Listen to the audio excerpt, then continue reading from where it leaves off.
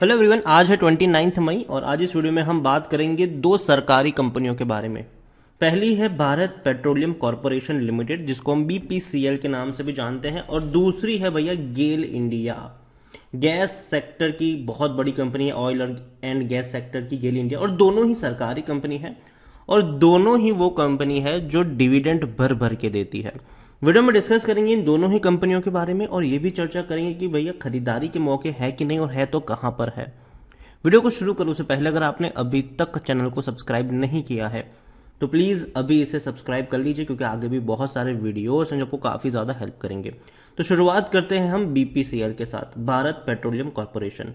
322 रुपए का शेयर है। एक महीने में अगर आप देखो तो 11% तक टूट चुका है।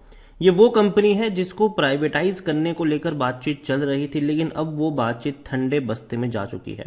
पिछले एक साल की अगर हम बात करें तो 31% की गिरावट है। 31% की गिरावट।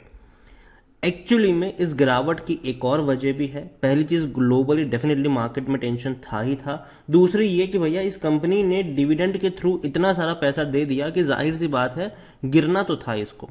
अगर हम डिविडेंड की ही बात करें तो 2021 सितंबर में इन्होंने 35 रुपए डिविडेंड के तौर पर दिए थे। 35 रुपए।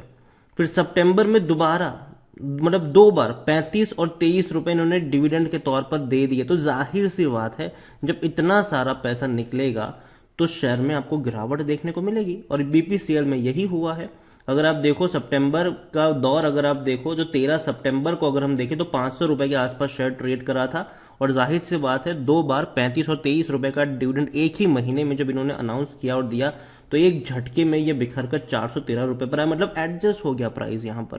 ठीक है, फिर तेजी बनी जरूर, डेफिनेटली अच्छी बात है। वापस टूटा और वापस अगर हम देखने की कोशिश करें तो हाँ, जब ये 450 रुपए के बाद की जो गिरावट है वो भैया मार्केट का प्रेशर है। यहां पर बीपीसीएल को लेकर अगर हम देखें तो बीपीसीएल में एक बहुत बड़ी बात थी कि सरकार drop offer to sell 53% stake. देखिए, सरकार की 53% की जो स्टेक है बीपीसीएल में वो सरकार बेच के इसको प्राइवेटाइज करना चाहती थी, लेकिन सरकार ने अब इस आइडिया को ड्रॉप किया है क्योंकि ज्यादातर बीडर्स जो है वो यहां पर अपना इंटरेस्ट नहीं दिखा पा रहे हैं। रीजन कि भैया इनएबिलिटी, क्योंकि 53% स्टेक कोई छोटा मोटा स्टेक नहीं है, बहुत बड़ा स्टेक होता है ये, और बहुत सारे जो बिडर्स है वो डेफिनेटली उतना सारा पैसा लेकर बैठे नहीं है यहां पर। अब देखिए, इसीलिए सरकार ने विड्रॉ किया है कि बीपीसीएल में, क्योंकि majority of bidders have express their inability to participate in current privatisation process due to prevailing condition in global energy market. Global energy market में जिस तरीके की कंडीशन है उसको ध्यान में रखते हुए काफी सारे बिडर्स यहां पर अब हाथ पीछे खींच रहे हैं। यहां पर अगर आप बात करो तो कौन लोग आगे थे इस बिड प्रोसेस में, तो भैया अनिल अग्रवाल जो वेदांता के चेयरमैन हैं, and US venture fund Apollo global management limited, and अगर आप देखो तो स्क्वाड कैपिटल एडवाइजर ने भी इंटरेस्ट दिखाया था यहां पर कि भैया 53% की जो स्टेक है उसको हम खरीदेंगे यहां पर। लेकिन अब सरकार फिर से इसके ऊपर सोच विचार करेगी, और आप देख सकते हैं कि सरकार के इस फैसले के बाद लगातार तीसरे दिन गिरावट आई है यहां पर बीपीसीएल के शेयर में। तो बीपीसीएल को लेकर अगर मैं बात करूं तो देखो, कंपनी जो है वो बेहतरीन कंपनी तो है ही, लेकिन 5 साल में 33% की गिरावट है। 33% की गिरावट देखने में लगेगा कि यार पैसा इसने बनाकर नहीं दिया है, लेकिन यहां पर जो पैसा बना है वो सिर्फ और सिर्फ बना है डिविडेंड के थ्रू। डिविडेंड के थ्रू यहां पर पैसा बना है, लेकिन हाँ, जिन लोगों की बाइंग 500 रुपए के ऊपर है उनका पैसा नहीं बना है। जिन लोगों की बाइंग जो है वो 250-300 रुपए के आसपास है उनका पैसा यहां पर जरूर बना है। भारत पेट्रोलियम के बारे में अगर हम बात करें तो डेफिनेटली तेजी थी 2017 में, बाद में टूट के बिखरा। अगर मैं डिविडेंड का आपको पूरा चार्ट यहां पर दिखाने की कोशिश करूं तो आप देख सकते हैं कि कंपनी कई बार कई ज्यादा डिविडेंड दे चुकी है। जैसे कि 2017 की मैं बात करूं तो 2017 में कंपनी ने कितना डिविडेंड पे किया था? कंपनी ने 4 बार डिविडेंड पे किया था, 4 बार। पहले डिविडेंड पे किया 19 रुपए 50 पैसे, फिर 12 रुपए का डिविडेंड पे किया, फिर दोबारा इन्होंने 12 रुपए का डिविडेंड पे किया, फिर 1 रुपए का डिविडेंड पे किया। तो कुल मिलाकर डिविडेंड इन्होंने काफी ज्यादा पे किया 2017 में। 2018 में इन्होंने 2 बार डिविडेंड पे किया, 14 रुपए और 7 रुपए। 2019 में इन्होंने 2 बार डिविडेंड पे किया, 11 रुपए और 8 रुपए।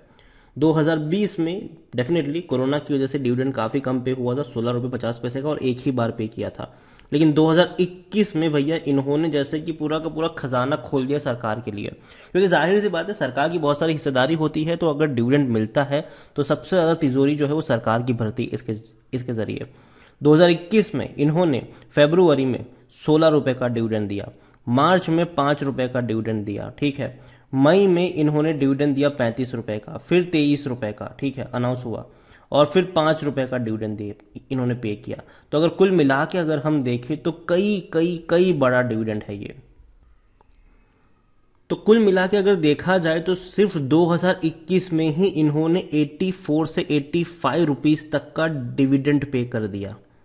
तो ये बहुत बड़ा अमाउंट होता है, और डेफिनेटली उसकी वजह से अगर हम देखें तो शेयर में भी आपको उसका असर देखने को मिला था। 2021 में अगर हम देखें तो असर देखने को मिला था यहाँ पर।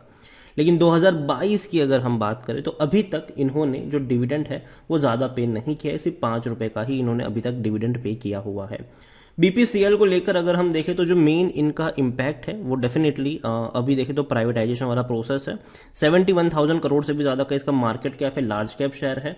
48 लाख से भी ज़्यादा का इसका वॉल्यूम्स देखने को मिल रहा है। प्रमोटर मतलब सरकार के पास 52.98% की होल्डिंग, और सरकार ये सारी की सारी होल्डिंग एक झटके में बेचना चाहती है।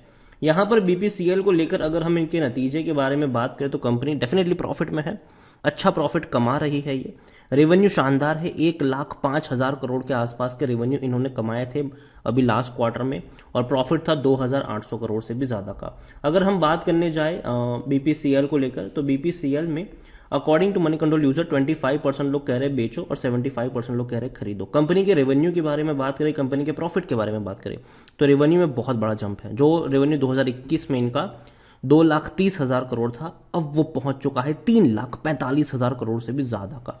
मतलब अब तक का सबसे हाईएस्ट रेवेन्यू इन्होंने फाइनेंशियल ईयर 2022 में कमाया है। और जहां तक बात करेंगे प्रॉफिट्स की तो प्रॉफिट हालांकि डिक्लाइन है, 10,145 करोड़ का मुनाफा है, जो कि अच्छा है, इतना भी बुरा नहीं है। लेकिन 2021 में 17,000 करोड़ से भी ज़्यादा का प्रॉफिट था, उसके मुकाबले कम है। लेकिन उससे पहले के क्वार्टर से अगर हम तुलना करें तो डेफिनेटली प्रॉफिट इनके 10,145 करोड़ अच्छे नज़र आते हैं। बीपीसीएल को लेकर अगर हम देखें तो बीपीसीएल में अकॉर्डिंग टू टिकर टैप खरीदारी करने के सही मौके को शेयर ओवरबॉट जोन में नहीं है, और शेयर सस्ता है, 5.97 का पी है, जबकि सेक्टर पी 16.43 के आसपास नजर आया है।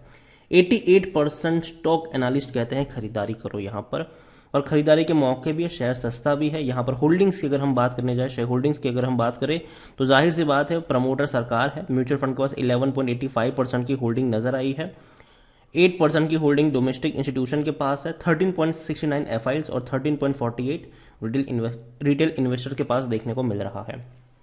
देखो बीपीसीएल को लेकर मैं इतना ही कहूंगा, कंपनी जो है वो अच्छी है, लेकिन पहली चीज ये कि यहां पर आप ये एक्सपेक्ट नहीं कर सकते हैं कि कंपनी बहुत ऊपर तक चली जाएगी। अगेन बाइंग प्राइस कभी भी आपकी बहुत ऊपर के लेवल पर नहीं होनी चाहिए। जिस प्राइस पे अभी ये शेयर ट्रेड कर रहा है वो प्राइस अगर मैं देखूं तो कोविड के वक्त ये 275 रुपए के आसपास गया था, लेकिन हमें ये भी समझना होगा कि तब से लेकर अब तक डिविडेंड के तौर पर इन्होंने तकरीबन 90 रुपए ऑलरेडी दे दिए हैं, ठीक है।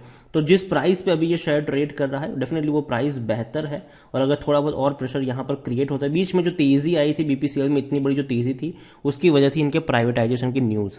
अब जब ये चीज न्यूज़ नहीं है तो थोड़ा और करेक्शन आपको नीचे की तरफ देखने को मिल सकता है। अगर 300 रुपए के नीचे बीपीसीएल का शेयर मिलता है तो खरीदारी के मौके वहां पर बन सकते हैं। नजर होनी चाहिए बीपीसीएल के ऊपर, कंपनी बर्बाद होने वाली नहीं है।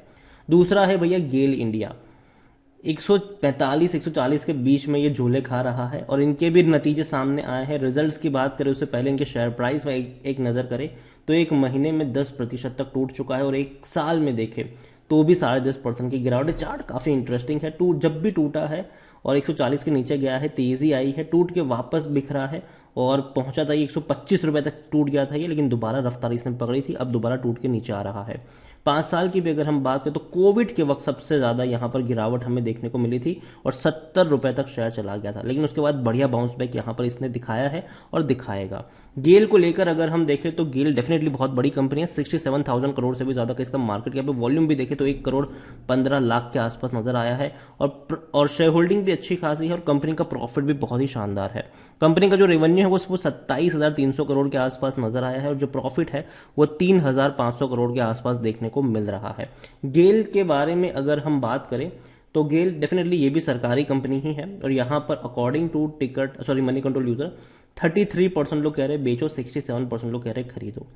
देखो गैस मेरे हिसाब से जिस स्पेस में कंपनी काम करती है वो डेफिनेटली बहुत ही बेहतरीन स्पेस है, और थोड़ी बहुत उठापटक देखने को मिलेगी। इनके 2022 में इनके अब रेवेन्यू देखो तो 92,000 करोड़ से भी ज़्यादा के हैं, जो पिछले साल 57,000 करोड़ ही नजर आए थे। तो बहुत बड़ा जंप है, अब तक का सबसे हाईएस्ट रेवेन्यू कह सकते हो आप। और प्रॉफिट की भी बात करें तो प्रॉफिट भी भैया 10,545 करोड़ है, जो अब तक का सबसे हाईएस्ट रेवेन्यू है। बहुत बड़ा जंप है, डबल से भी ज़्यादा रेवेन्यू इस कंपनी ने कमा कर दिया है, और ये भी भैया डिविडेंड पे करने वाली कंपनी है।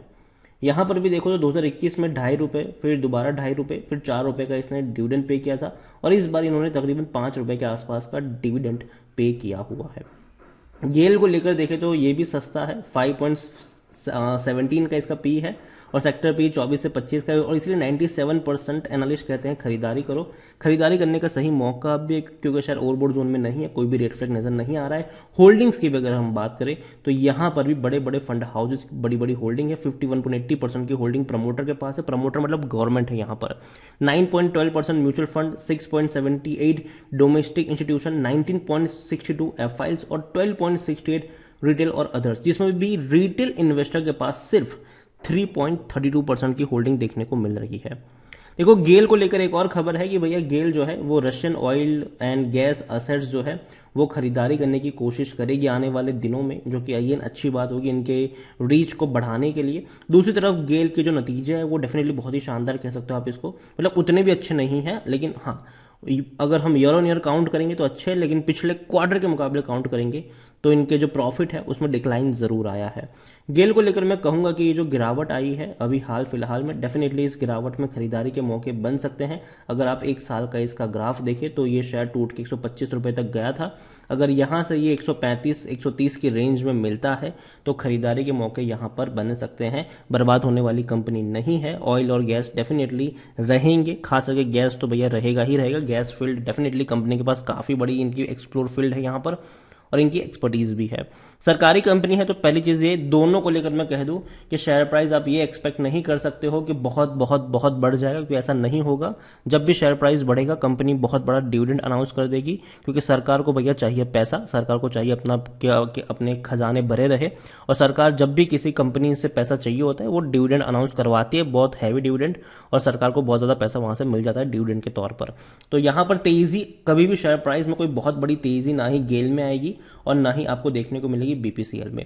यहां पर बस वही होगा, सरकार को जब पैसा चाहिए होगा कंपनियों को बोलेगी कि भैया डिविडेंड अनाउंस करो, कंपनी करेगी बड़ा डिविडेंड अनाउंस और पैसा वहां से निकाल लेगी। तो जाहिर सी बात है यहां पर जो पैसा बनता है वो डिविडेंड के थ्रू बनता है, शेयर प्राइस में ग्रोथ के थ्रू बहुत ही कम पैसा बनता है। तो जब भी गिरावट आए खरीदारी के मौके यहां पर जरूर बनेंगे लॉन्ग टर्म के लिए, और आपको हमेशा डिविडेंड का इंतजार करते रहना पड़ेगा। और हाँ, जब भी सस्ता मिलेगा डेफिनेटली खरीदारी के मौके बनेंगे, क्योंकि तेजी तो ये दिखाएंगे, ठीक है, तेजी दिखाएंगे। कंपनी खराब नहीं है, अच्छी कंपनी है, बेहतरीन कंपनियां है, तेजी जरूर देखने को मिल सकती है। वीडियो को यहीं पे एंड करूंगा। पसंद आया हो तो लाइक करो, शेयर करो, चैनल अगर पहली बार आए तो प्लीज सब्सक्राइब करें। और गेल इंडिया और बीपीसीएल दोनों में से कौन सी कंपनी आपको पसंद आती है वो भी आप मुझे कमेंट में लिखकर बता सकते हैं। Thank you.